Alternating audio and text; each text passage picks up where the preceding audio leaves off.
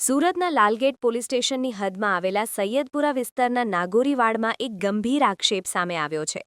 આક્ષેપ મુજબ હરિપુરા પોલીસ સ્ટેશનના એક પીએસઆઈ પોતાના અંગત સંબંધમાં રહેલી યુવતીને સહારો આપી બાજુમાં રહેતા મૂળ મકાન માલિક અને ફરિયાદી રિયાઝ નૂર મહમ્મદને વારંવાર હેરાન કરી રહ્યા છે. માહિતી મુજબ આ યુવતી દ્વારા વારંવાર 112 અને 181 હેલ્પલાઇન પર કોલ કરીને ખોટી ફરિયાદો નોંધાવવામાં આવે છે, જેના આધારે પોલીસ દ્વારા ફરિયાદીને સતત ત્રાસ આપવામાં આવી રહ્યો છે. ફરિયાદીનો દાવો છે કે મકાનનો માલિક હોવા છતાં યુવતી મકાન પર કબજો જમાવવાનો પ્રયાસ કરી રહી છે અને આ માટે પોલીસ અધિકારીની મદદ લેવામાં આવી રહી છે. અહીં સુધી કે રમઝાન જેવા પવિત્ર મહિનામાં પણ ફરિયાદીને કલાકો સુધી પોલીસ સ્ટેશનમાં બેસાડી રાખવામાં આવ્યા હોવાના આક્ષેપો સામે આવ્યા છે. ફરિયાદીએ સુરત પોલીસ કમિશનર સુધી રજૂઆત કરી હોવા છતાં હજુ સુધી કોઈ સ્પષ્ટ કાર્યવાહી ન થતાં અનેક સવાલો ઊભા થયા છે.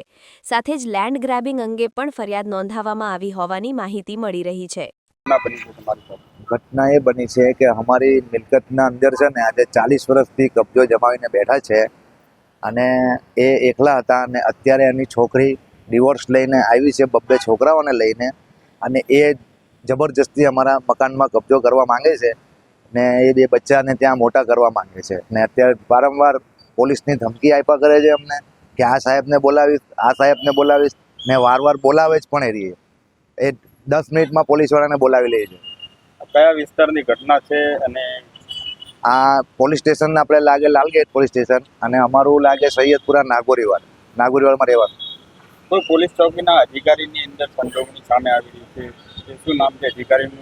કઈ પોલીસ ચોકી? અચ્છા, આપણે લાલગેટ પોલીસ સ્ટેશન અને હરિપુરા પોલીસ ચોકી, જેને રાણી તલાવ પોલીસ ચોકી કહેવામાં આવે છે, અને ત્યાંના અધિકારી છે પીએસઆઈ રવિભાઈ પટેલ કરી.